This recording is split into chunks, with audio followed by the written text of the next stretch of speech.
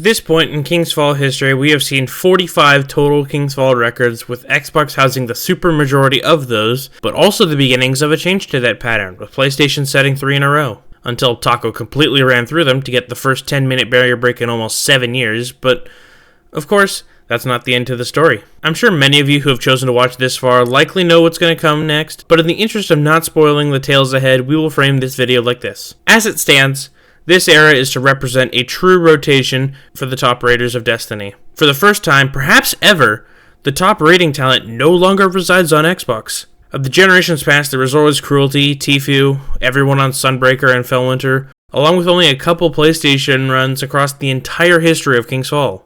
It's a change I don't think anyone saw coming, but it's not like Xbox is terribly far behind PlayStation. Let's take a look at who we consider active raiders at this time. Xbox, of course, has the legendary Tako, still in the prime of his playing. Mice has transitioned into a fantastic second option on the Hunter. Corey and Fieri are the best at what they do. Looking at PlayStation, they have the player next up for the title of greatest King's Fall player, in my opinion, King32 Slayer. The next up for greatest overall player in Alex. Fellow top 100 greatest raiders Boots Electrics and Jugger, though none of these people are going to be the main attraction of the PlayStation teams to come. We still have the story of arguably the best raider among all of these coming. I'm ready when you are. I'm not a gambling man. I don't plan on gambling, nor will I endorse that behavior on this channel. But I would gladly put a shit ton of money that this is the least known pair of records, not just limited to King's Fall, but likely all of Destiny. The only evidence of these records happening is the endgame screen pictures taken by Alex to go along with some raid report green dots. This record is unknown despite the fact it's another 3x tie of a record which had previously only been seen in the 24-16s by Sunbreaker seemingly eons ago. Unknown despite being kind of revolutionary considering the players involved. This wasn't the 1952 team running it back with Tako at the helm again. This is the first Xbox King's Fall record, in quotations, to not include Tako since the 2303, before he was even a mainstay on Xbox's A team. I put record in quotations because, like with the 24-16s earlier, only the first of these times has a video, so we can't frame count them to see which of these was the fastest, and if any of them actually were records, going to decimals of seconds. And again, like the 24-16s, all of them need to be considered records since Destiny in-game timers only times a whole second and we don't go off of independent timers. Back to the team and not having Tako again. He was having extremely bad internet problems around this time and for a solid amount of time afterwards. Just joining Xbox parties required a hotspot that tore through his limited data, and joining a fire team of 5 other players was out of the question. Luckily, some of the people on PlayStation also had Xboxes and could slot in for him, though they did one better. With Sekio's interest in Destiny waning, Fairy being old as dust, and Mice retiring from full-time running, they weren't just down Tako anymore.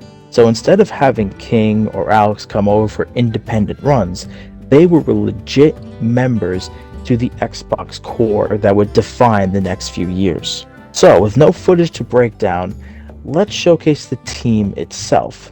We briefly talked about Kay Shiflett in a previous record, and he is undoubtedly the face of Destiny in 2023, if you ask me. Starting on PlayStation, he became a truly outstanding player at King's Fall and would serve as the team's best player along with Alex, also subbing from PlayStation.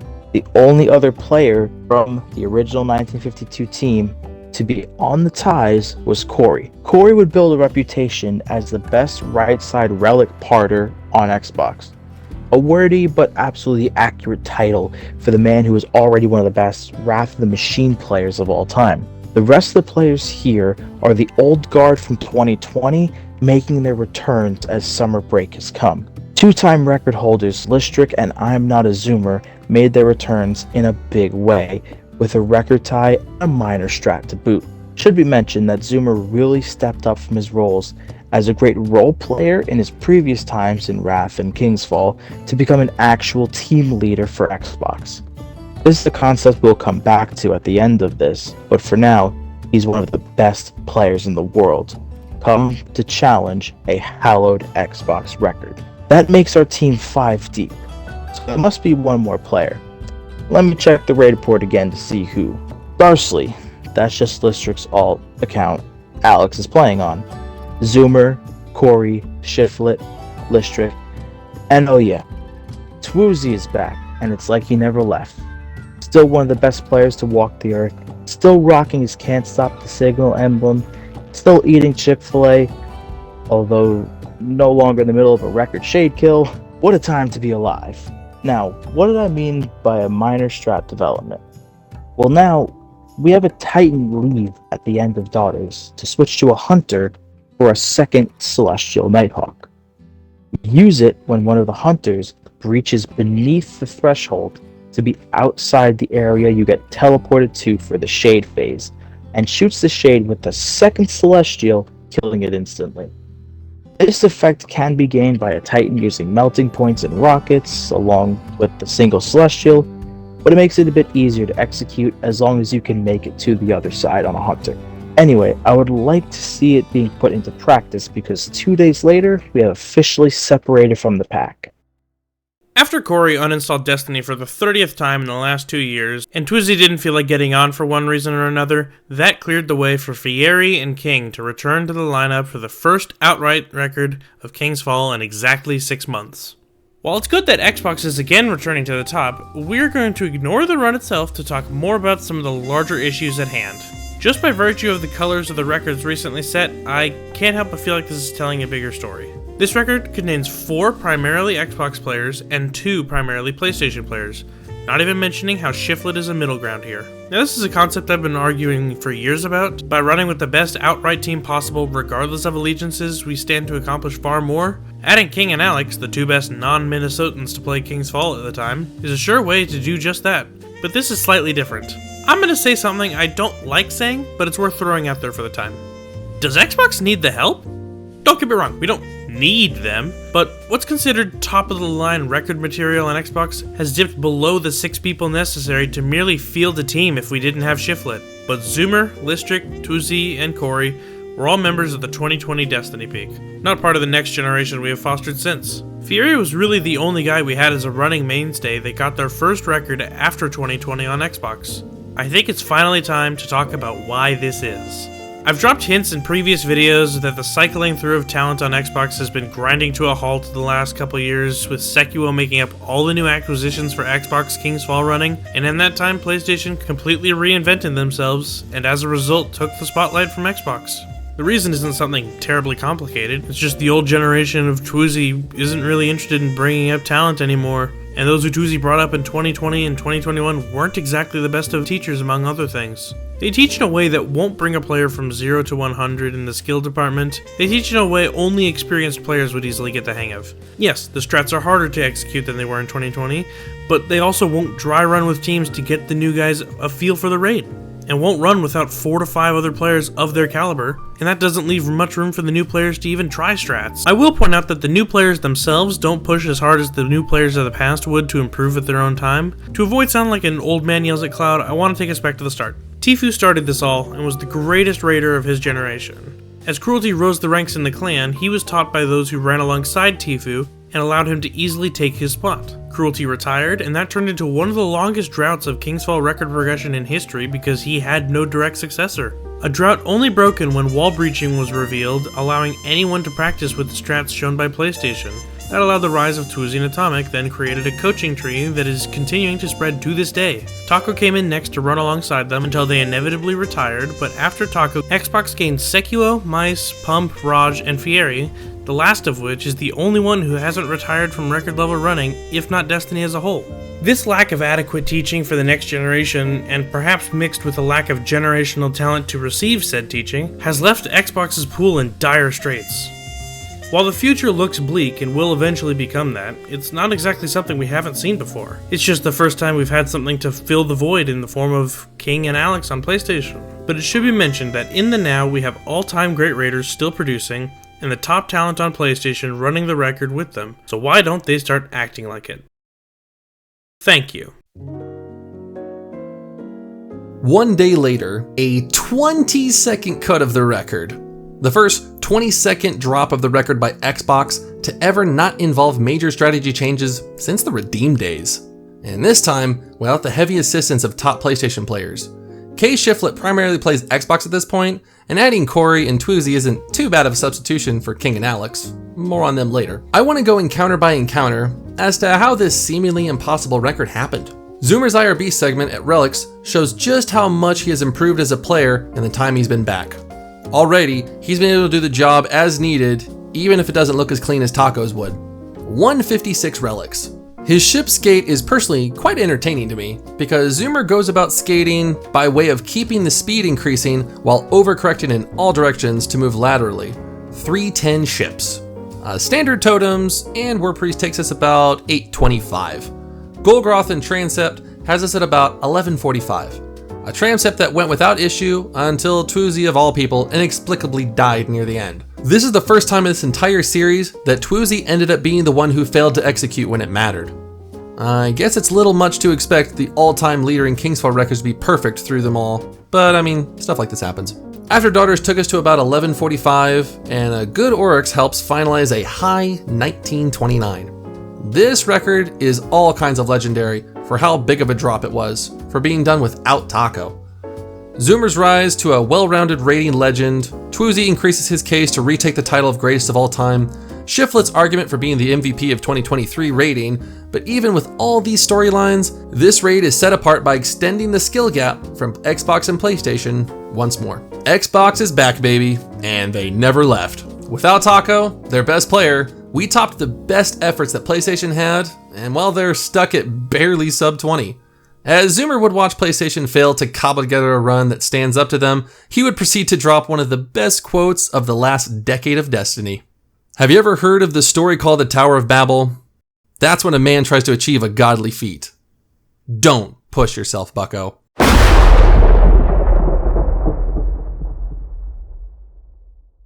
Like with win probability charts and bad haircuts, the only reason I show you this is because something insane happened.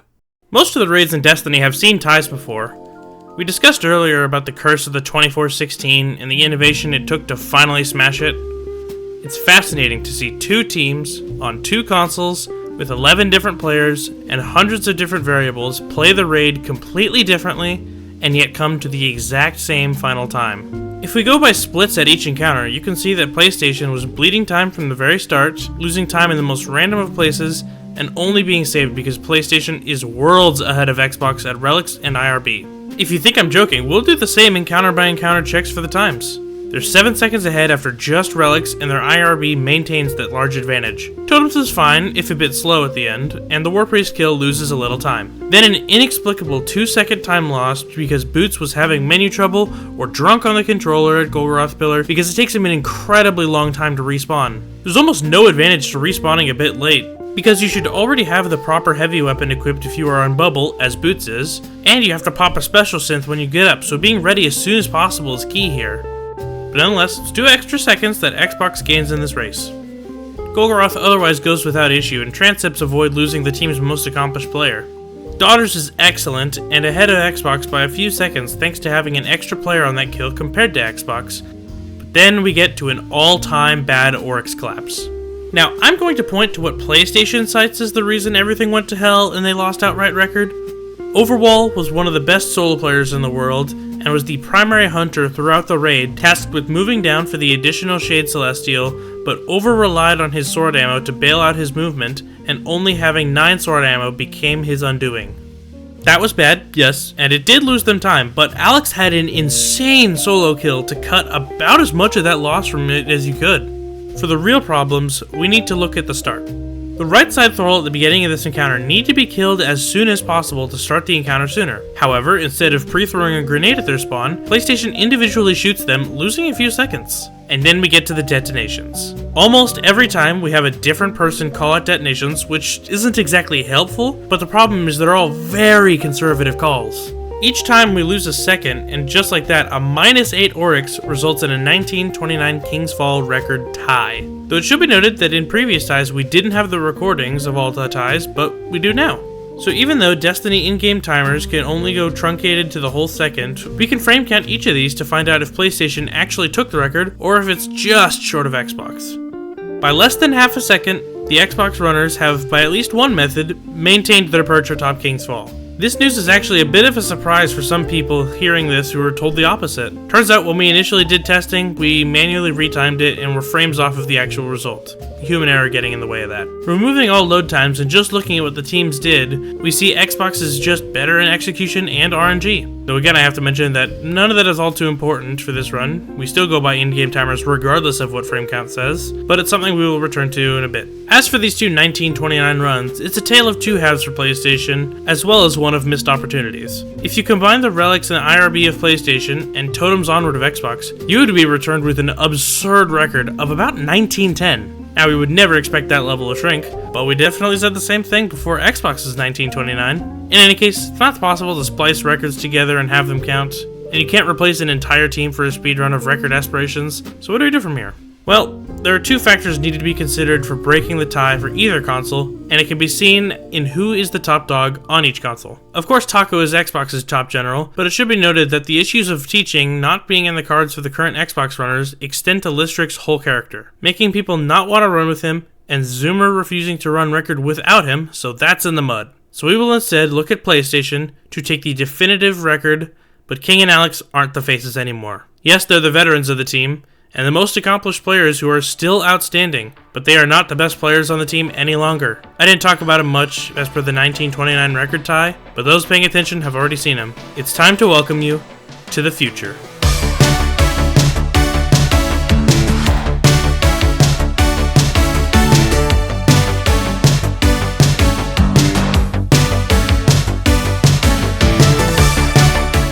Brady12345 is the 2024 Destiny rating MVP, the best IRB runner in the world, and the face of Destiny in King's Fall as we go to break this tie.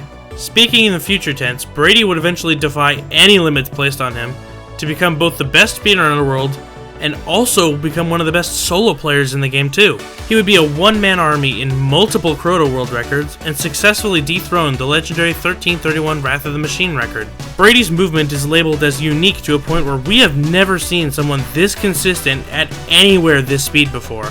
When looking at the people who are the fastest skaters in the game, we do of course need to separate the people who are naturally skating, like Kylo, Z-Rear, and Wakus, to people who use macros like Tako, Alex, and most of the people of the modern generation. We can still mention how Brady, despite being in the macro camp, is impeccable in the way he paths his skating, uses terrain to gain speed or change direction, and just generally moves so beautiful to look at. Lastly, I want to point to him being the best IRB runner even over guys like Tako and Zoomer. The difference with him is how early he makes his die calls. Zoomer is fast across the pendulums and calls it hitting the ground, the latest of the three. Tako has been doing this route for so long, he's optimized it about as well as he can, but sacrificed some consistency with how early he calls.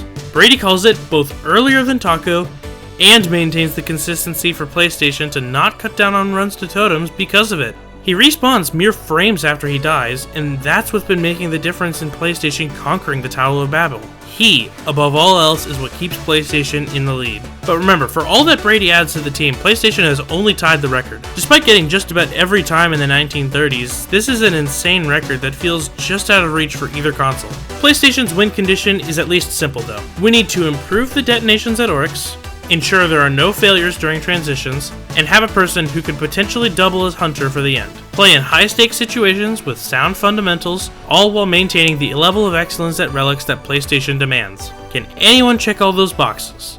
I'm glad you asked. But first, going back to episode 1, we have something to announce. During the making of this project, 3 world records were discovered from the first few weeks of King's Fall's existence. In all likelihood, this is the first time you've ever heard of these records. Just as likely you will have great knowledge as to who some of these players are. I mean, just look at these names. Frostbolt and Enkooch? If you were in the Trials carrying scene back before Destiny 2, these are names you regularly saw at the top of Twitch streaming lists for Destiny. They have a combined 750,000 subscribers on YouTube, and yet there is no talk of this world record three-peat they dropped at the start of the raid's history. I asked many others on this team, and among those who responded, none of them could even recollect there being 3 world record times. But we know that Raid Report doesn't lie. These times happened. As for the runs themselves, 2 have asterisks on them because Logic wasn't able to recall the exact times of any but the 4046. There isn't any footage still lying around, so using the same API differences, we are left with 41, 53, and 39 flat.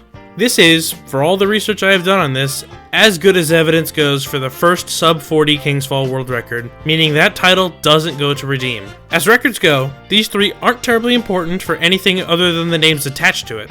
I mean, you're telling me N-Cooch has more King's Fall records than Wackus Flockus? I suppose record total is a deceiving statistic, and as an Xbox Destiny player, I've been delaying what I damn well know what comes next, so let's get back to the present. Xbox has Tako, the best King's Fall player ever, and PlayStation has the best team to support what Tako brings to a team.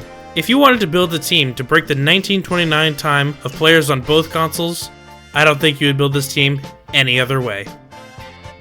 The third tie in King's Fall history has finally been snapped. And look at what the difference maker was. Tako was already regarded as the most amazing player in King's Fall history, but credit goes out to the whole team. As per usual, they started ahead with a superior relic to the Xbox 1929, but instead of bleeding as much time, they kept their advantage going. Boots wasn't there to fall asleep at the console before Kolgoroth, so 2 more seconds there. They avoid the couple second loss at Oryx from Overwhelm not properly routing down. Tako single-handedly fixed their detonations with the implementation of more aggressive countdowns and late bombs.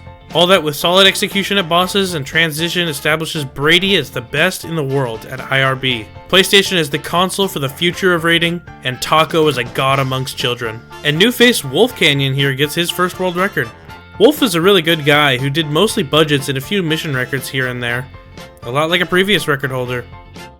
And like that previous record holder, broke the tie in a time that was expected to last as long as PlayStation wanted it to. Xbox was only able to cobble together runs in the summer when Fieri, Zoomer, and Listrick had more time on their hands. There was no competition but themselves. Like that previous record holder, he didn't hold it for long, though I don't think anyone expected what would happen next.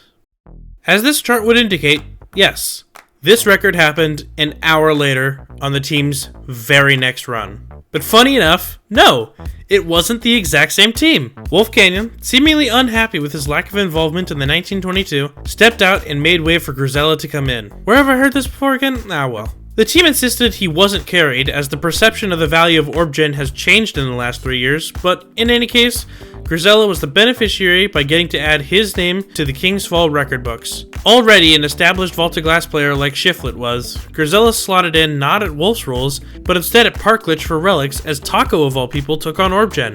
Like with the 1922, Tako's presence, coupled with PlayStation's raw ability to cut out all the mistakes that had them losing time in the past. Though this run through Daughters only needed early nights to ensure this world record would be one of 8+ seconds. But as you see the marker, it's only at 1920, and that's what the final time reads, but let's hear the reaction of the team to see how they feel about it.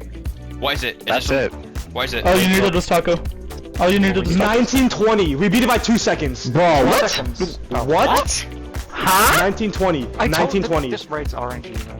It's normal for multiple people in Destiny speedruns to have timers going to see how they're doing as the raid progresses, not as an actual means of figuring out what the record speedrun is. Everyone in this team who did have a timer going had a final time of 1912 or so to 1918.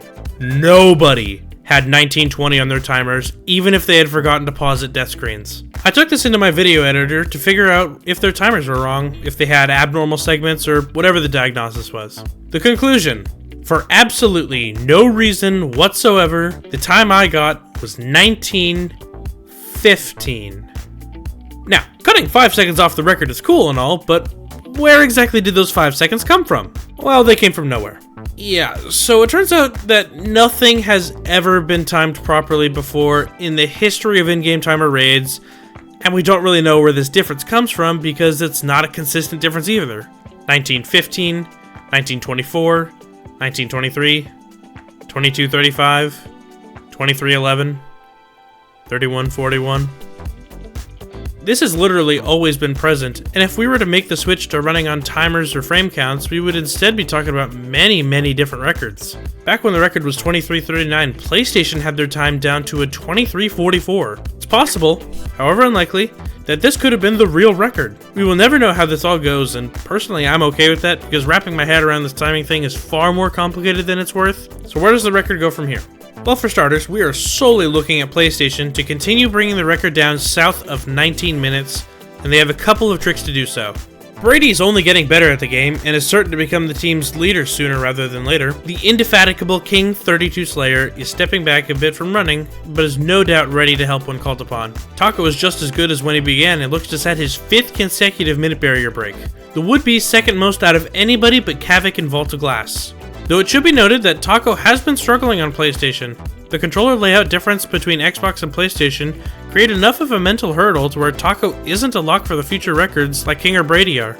Outside those changes, I think PlayStation's depth with Wolf, Grisella, and a number of other people can change out and not lose production. That would be helped in part because of something that Brady says at the end of 1920. 4 auras has been a theoretical strat as far back as when King first ushered in the aura dupe strat. Legendary glitcher All-in-Wall had scolded Xbox runners at the time for not duping more players to skip extra cycles, even though the strat was considerably more difficult. And even now, that is still the case with 4 auras being a strat that the Xbox runners on 2023 and beyond incapable of consistently getting run past War Priest. But before we get to PlayStation's progress, we need to look at Brady's 2024 year in Destiny. The most records in a single calendar year. The most any percent records in a year. Member of every single any percent world record in 2024, and to top it off, most categories holding a record at once. Very simply put, this is the greatest peak of a player of all time. But through much of this dominance, he was mostly working around King's Fall. Since setting the 1920, his 3rd world record of 2024, he has set 19 Crota world records, 3 Wrath world records, and the 1304 Vault of Glass time, but no King's records entering December. Despite how great Brady was playing, King's Fall hadn't seen this absolute tear since February, so I decided to ask Brady what was causing these records to not involve any KF times. Well, Overwall was the 2nd best player in the last 2 years and instrumental to PlayStation dominating the last 2 years, was unable to run King's Fall with the group because Tako wouldn't let him. Tako. This guy. Now, additional contributing factors was players not really wanting to run 4 auras from having no success in previous attempts on it, Alex generally not wanting to run the raid, and overall more interest in firing out a bunch of Crota times and beating the legendary 1331 Wrath time. Man, Tako was holding back KF records? Wow. In any case, Brady and the rest of PlayStation figured out their timing problems, and the next record did in fact come. And that record fucking sucks. King, how do you keep ending up in these?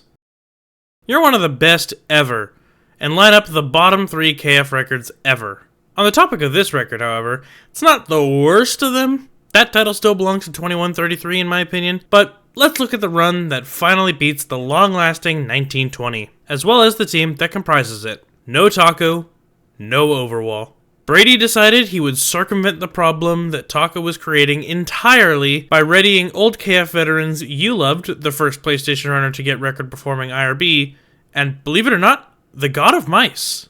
Mice makes a brief return to record running to secure what would be Comeback Player of the Year for 2024. Now, I can't just say this is one of the worst world records in King's Fall history without demonstrating why it is so. So let's see the footage. Starting with a 307 Death Warp is decent enough, at very least enough to keep pace with the current 1920 record, the real interesting part is here. What you are seeing on screen is the world's first successful 4 auras segment in a world record speedrun. Now here's how it works. Before Totems even begins, 2 players need to already have their defender bubbles up and ready to go. This is done by getting enemy kills towards the end of relics, or the knights and acolytes and ships if they can get any in time. From here, 2 players who aren't duplicating orbs desync at ships and go down either side to grab the auras, while the IRB runner and the hunter go and hold the totems with them.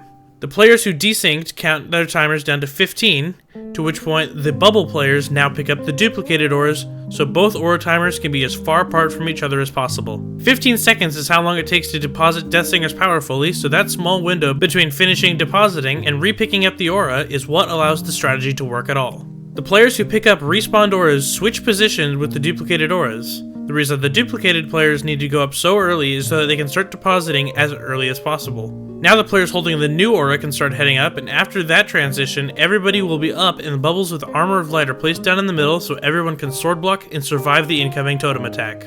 After which the players can unblock and head back down to their sides. Repeating this cycling will be enough to complete totems earlier and get a massive lead on the 1920 record. And according to Brady, this was the first segment past totems they would ever get.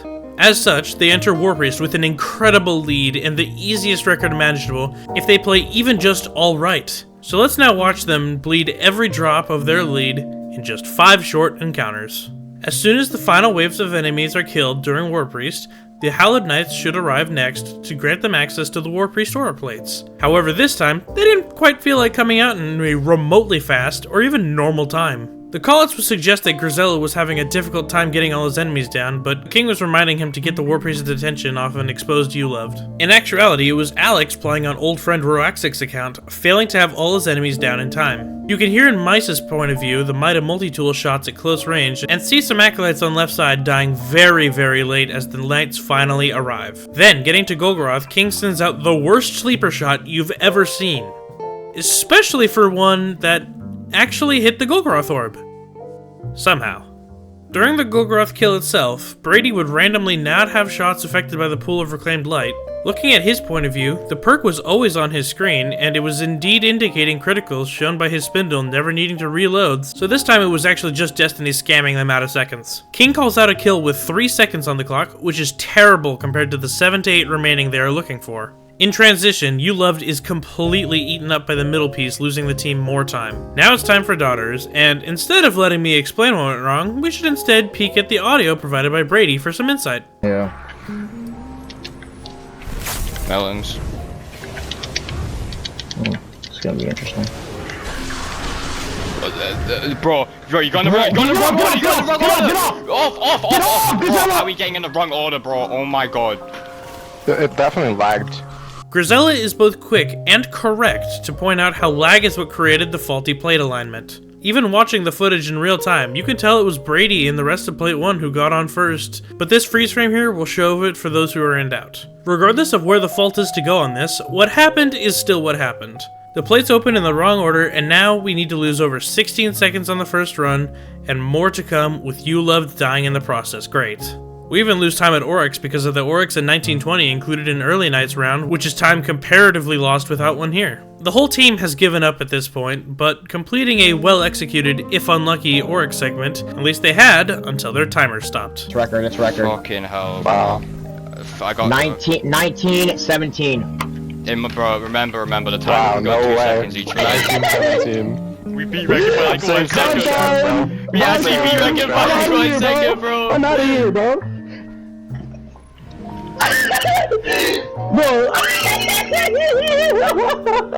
If we choose to view this as the 21:33 world record as I do, we can at very least expect to see a dramatic improvement once an actually good run that leaves the lag and shit play out. 2 weeks later. Wolf is back! Now, 41 seconds of time save is what we are granted by 4 auras, and this record, while an improvement on the record, is still in the same vein as the 1919. Not being an all-time record according to anyone but King, more on you later, but the case of we have a world record that we know can come down another 30 seconds. We just saw the footage of 1919, and it was every encounter after getting the first ever 4 auras record segment done being a miserable time loss, so instead let's do the same thing with just one massive dumb loss. Watching Relics, I can't help but once again look to You-Loved making a prediction about the run coming ahead, being that despite a great Relics pace, they have established that they are sure to have someone throw it all away. They get done with totems slightly behind where they were in the 1919 record, but since all losses came in the second half of the raid last time, they are surely bound for time gains. Then we get to War Priest, the harbinger for all things going wrong last time. I can't exactly tell who it was, though I believe it was Alex who came in and knocked Brady off course, removing the melting point and tons of damage for a couple seconds. The kill is still good, so we'll just go to Golgoroth. No weird sleeper shenanigans and 6 seconds on King's timer for the Golgoroth kill. More good news. As we go through transition, nobody's got pillared or fucked up their fly, so we should be all set to get through unharmed. Then King speaks up. No, I don't have a synth. No synth, no death warp. Not unless he can switch to his Touch of Malice on hand and time a grenade properly. Though with the record pace pressure mounting, it's probably easy to have that slip from one's mind. By his callouts now, he did get the idea to switch to Touch of Malice, but as Brady turns back to see where Alex is in the maze, King isn't going to have nearly enough time to get a proper warp set up. We are about 3 seconds from catastrophe, and here it is.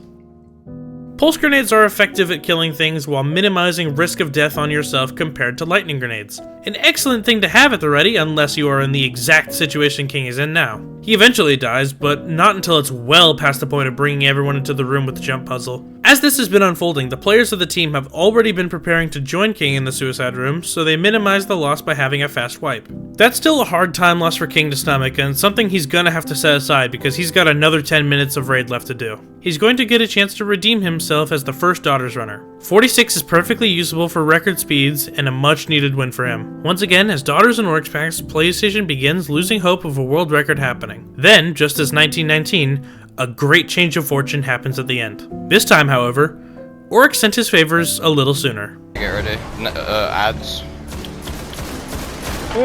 It's not. Earlys! Oh my god! Oh my god! That's crazy, bro. That's actually crazy. Back right. Yeah, bro, Alex, We always get it when it I'll matters, always man. have We it. always get it when it matters. The early Knights changed this run from an unlikely record to a surefire world record. Crossing the T's and dotting the I's the rest of the way produces a similarly disappointing record in the minds of runners, but records are records if you ask me. Anything to wipe off the stain of 1919 at least, right? When asked for his point of view of this record, all King had to say was, "Funny guy."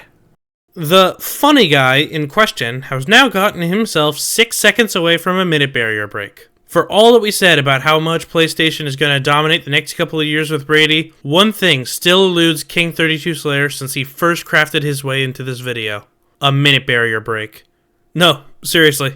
He came in on 21:33, and the first sub-21 time was set on Xbox featuring none of the PlayStation core, and then King would get that time down to 20:09, where again Xbox came in to set a time that didn't include any PlayStation guys. Even with setting the last 6 records and 7 of the last 8, the all-important minute barrier break to a great legacy within a raid has remained an empty spot on his trophy case. With it in sight now and Xbox miles and miles off of competition, it looks like now is his chance.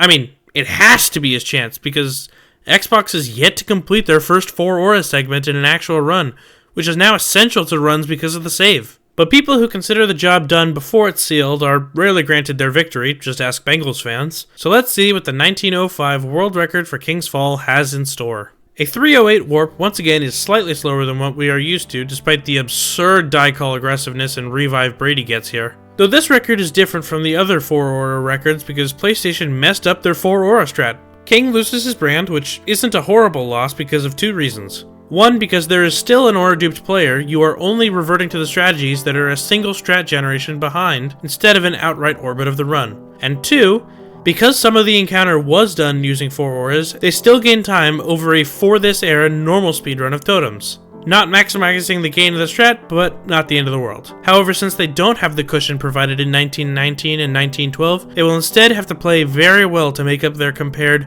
just finish the run attitude of the past. So, how do they do in that? Starting off in a slight hole with War Priest, with the slam being just enough to displace the melting point Grisella, plus the cluster of movement prevented Wolf from getting weapons of light until that point as well. Not great, but Golgroth goes well, just for a Grisella transition hiccup to cost another 2 seconds or so.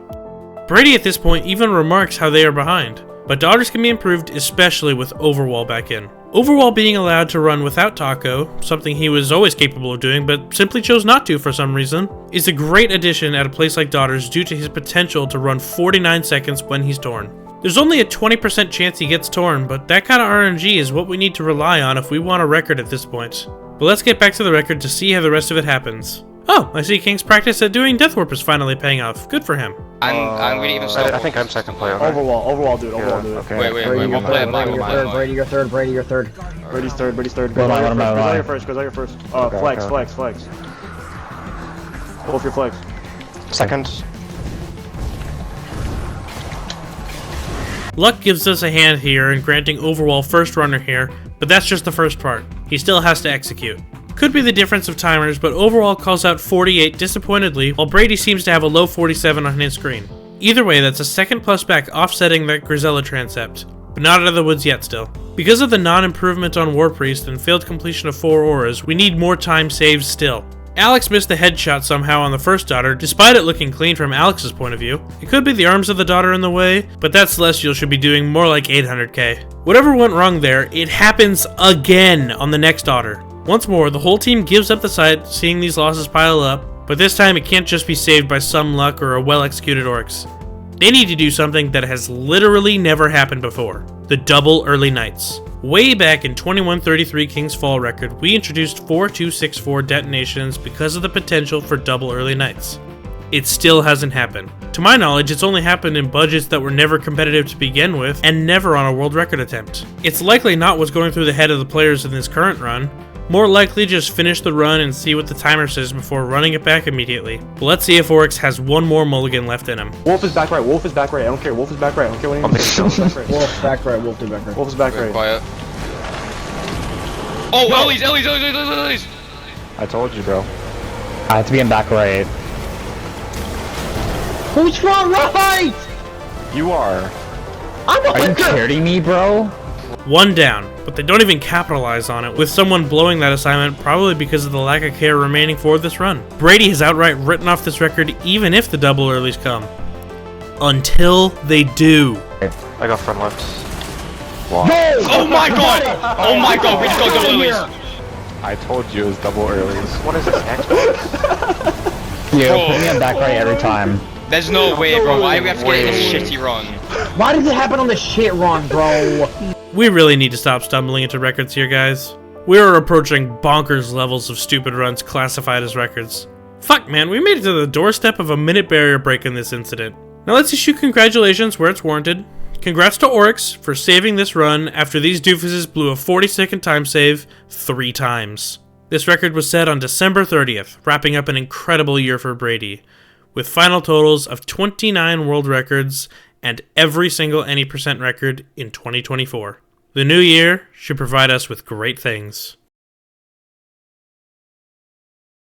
Humans have such a funny obsession with multiples of 10.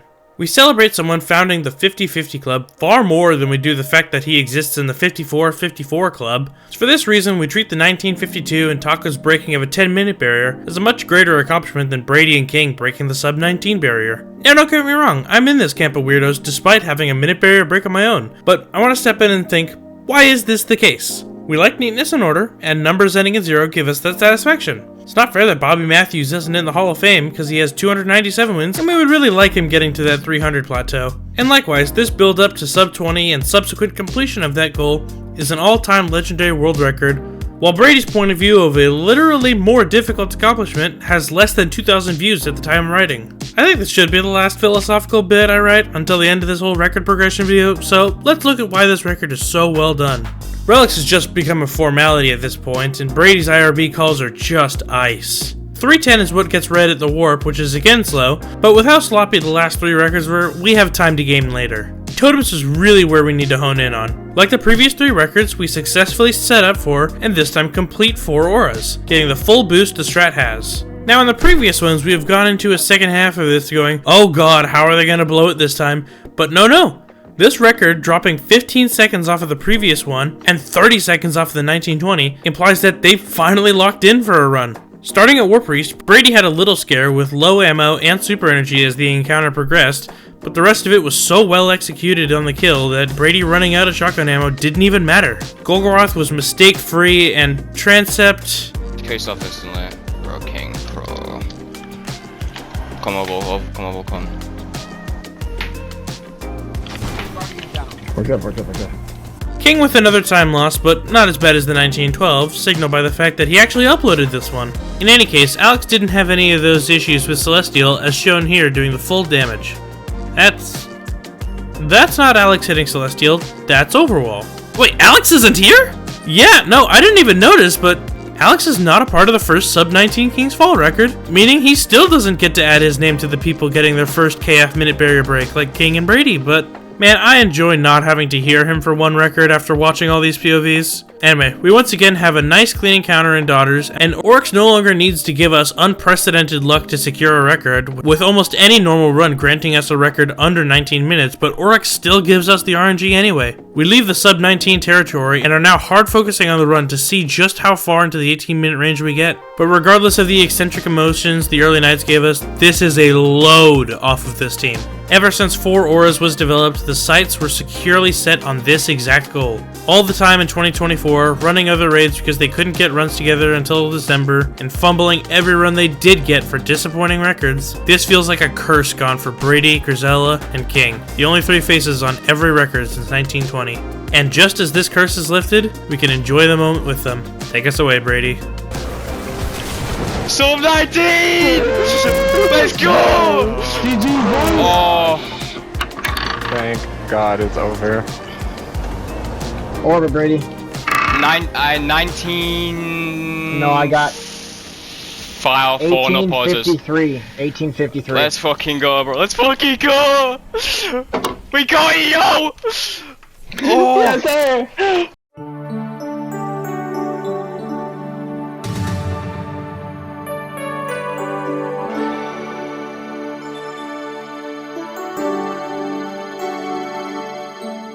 We have finally reached the present. As of the writing of this part of the script, King's Fall runs have now become more difficult to put together as a result of limited runners who can do 4 auras, at least ones that don't get too annoyed with Alex, who is back for this record after pine riding for 2025. We will talk a little more after this run is showcased, so let's get right on that. Opening at Relics, everyone is seemingly flaming out at every position with delayed callouts, unlucky spawns, and Wolf and King ready to orbit now. The final time for Relics was 1:56, which is basically what Xbox would average anyway, so not sure what the mental shafting is for, but I digress. IRB is IRB, and another 310 in his timer is putting us squarely on pace with 1850 again, so we are just swimmingly. Even 4 auras is problem-free, and just like that, we are coming up on the constant problems PlayStation has going as far back as King and Alex's first runs competing against Tako and Rare. Every run that didn't include Tako had these same problems with finishing for this team that would on occasion cost them the record, if not produce one of the worst records ever seen by man, but this team is different. Like with 1850, this team is remarkably disciplined when it comes to the second half now. Sometimes they'd be screwed over by the game not functioning properly, but most of the time it was execution.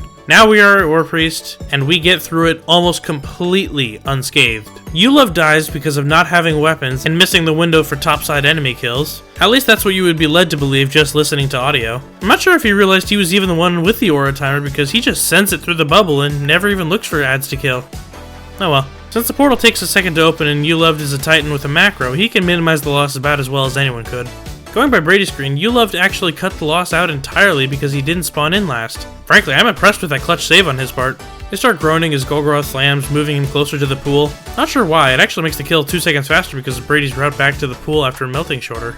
Then it's Transept. Right as we get there, Brady is completely stopped by the pushback barrier you can ordinarily just sword through, but that barrier pushes him in the air and into the load zone trigger before he's out of the breach. He makes an outstandingly quick recovery to put him right on pace with Uloved. Brady survives the bad luck, but the sword flying of Uloved is... I'm going to use the word inappropriate to describe this, because even back in 2019, we knew how to properly sword fly. Like, this is beyond unacceptable. Especially from someone who chooses to boast about their transition ability. This is the second time he has caused losses on the core basics of King's Fall. Literally, the first ever speedrunning tick we talked about was sword flying. Fuck man, the title of the first episode in this series is How to Sword Fly! Uloved gets there 4 seconds too late, and King, who has had his recent struggles in Transept, albeit on the hardest roll for this encounter, fully crashes out on him. This guy's fucking you love, bro. You love. Come on, we're ahead, come on! Fuck are you doing down there? Bro, how? It's not terrible. 1920 You're doing the fucking sword fly! Chill, bro. Hope you should've left early, man. Detour to talk about how King handles the struggles of other players. I was invited by K-Shiflet to do some high-level KF budget speedruns. For those who don't understand what that means, it's basically no-stakes speedrunning, but high-level implies you don't pull any stops when it comes to the strats. My role in those runs was to roll out with King to left side and take either Relics 2, 4, or 6, or Relics 3 and 5, depending on who got the spawn first. I ended up getting 7 consecutive spawns on the left side, and missed on every single one of them. I later learned I had the yips when it came to doing that part of the speedrun, but during the heat of the moment, it was clear to the whole team that this was eating me alive. Every time, it caused the team to orbit, and I was close to turning off my console in frustration, but I got 3 pings on Discord from King. Chillax, homie. Don't stress it. King is a great person in a large sea of horrible, horrible people that genuinely make me question if making videos praising them in any manner is worth my while. They are, for now. But King has been a ray of light amongst all this, and it's for small things like this. I'm having the worst time of my life. And without even knowing me all that well, he decides to help me out. To this point, we were just business partners, helping me work on the Top 100 project, and this is the first time we have been in a party together, and he's going out of his way to make sure I don't lose my shit anymore. He then offers in the run to cover both left side's first spawns, allowing me to stay in the team, and even take the easier role of 3-5 left. Like with Tako earlier, if you, dear viewer, are to come away with anything from this video, it is that King is a wonderful and honest person who actually demonstrates empathy, even if the rest of the Destiny community won't. We see this unfold in this very world record we are discussing. Realizing that this time loss isn't the end of everything, and that he's gonna need a fully focused ULove if he plans to secure a record, King apologizes for laying into him and puts confidence back into his friend. Almost 3.1. And then My that bad, one is a work reason. My bad, you. My bad. Remember 50. Alex chooses the second path we loathed about a second ago. No, Hey, don't break. Hey, don't break. That's Don't me. take this nicely, man. He break. Sounds good though. ULove doesn't talk much for the rest of the raid outside of critical callouts and celebrating when it becomes clear that record is in sight. Thank you for trying, King. In a lighter tone, the run itself does not pause for any of this. High 46 runs and instant kill of daughters help offset ULove's sword flying. And even with no boons from Oryx this time around, the raid was executed so well in areas they previously wouldn't, the team is still confident they have record in the bag. They spend the last few seconds as Oryx's corpse flies off to Saturn, reflecting on all the holes in the run. The 156 relics, 310 warp, transition faults, no RNG on Oryx. There is room to go. As such, where does the raid go from here? Well, at least according to King, no other new strats are on the horizon. Not yet, at least. Not outside of 2 theoretical strats either. One is one that we have been searching for since before the very first ever speedrunning glitch was created. Speeding up Oryx. I'm going to refer to this as the King's Fall Dam Break. By making bombs do more damage, duplicating bombs, or finding a different way to deal damage to Oryx, minutes can be cut out of this run. In the current 18-minute 43-second speedrun world record, more than 40% of that time is spent at Oryx. We can kill Axis before Final Stand, kill Atheon before Time's Vengeance, kill Crota in a single down, but we cannot defeat Oryx in any fewer than 4 damage rounds. The next save is one we can technically do, and it's a more refined version of what I was criticizing Cruelty and Redeem for doing way back in the early part of the story, by positioning their players on each plate with no regard for tears. This strat would be to fully commit the team to a single plate at Daughters, and guess who gets torn between dimensions. This cuts out the time it takes to fly to the middle, but this strat won't be a strat for a very long time. A 3-second time save in an 18-minute speedrun usually isn't warranted in the first place, especially since the odds of this working are less than 5% at the end of the speedrun. With that in the future, we can now pivot to who the future is. As 2025 progresses, I'm making a prediction that Brady will become the first 2-time MVP in history, or at least to make the best repeat attempt since 2021 Twoozie. King is still passionate about Destiny and King's Fall speedrunning, just hope his consistency at rocketing the door can go up a bit. Alex, as annoying as he is fantastic, and critically, both Brady and King are happy to work with him. Outside of that, Wolf Canyon, Grisella, ULoved, and the incomparable Overwall, all core pieces to the immediate future of King's Fall. But what of Xbox?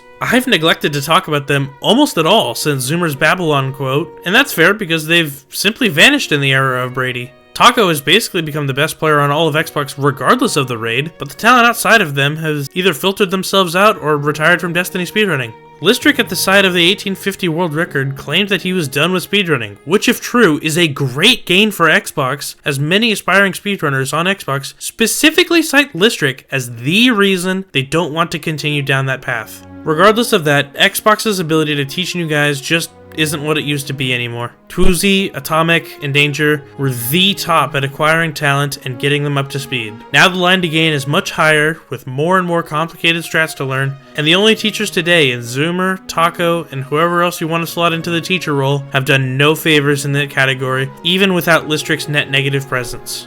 The future looks bleak until some serious change can come Xbox's way. Not just for King's Fall, but for any percent records to come back to Xbox. In parting, I want to recap this whole mess in a way that writers and storyboarders much better than I would do. King's Fall speedrunning, and the people who have created the story I tell you now, aren't different from you and I in really any way. The dedication one has to the game we all love is all you need to become an all-time great. Tako, the greatest King's Fall writer of all time, was famous for how hard he worked to be consistent at what he did and earn the titles and accolades he did, but that could be anyone. Tako finds his name in these records a staggering 15 separate times, usually as the man leading the charge. But again, almost nothing separates you from becoming Tako. Tako just wants perfection out of himself and worked tirelessly to get to the position where he is, and did so in the face of great adversity. This video series, and even the video series I've made in the past, are all to reflect upon the past and celebrate the accomplishments of the generation before us, but that means almost nothing on the future. Brady might retire as the greatest raider in history, and he didn't even make the cut for Top 100 when the list was finalized. Brady just defined the present like no other, and you, viewer, can be the one to define the future. Many great raiders of the past half-decade grew up watching Cruelty and Baxley dominate the game and set world records, hoping they would climb the mountain themselves one day. Some of them would, some would not. But I think if you want to define the future of raiding in King's Fall, or Wrath of the Machine, or however you want to, you can. For the sake of this wonderful game, and for the love of the art of speedrunning, I can't wait to see you do it. Thank you for watching.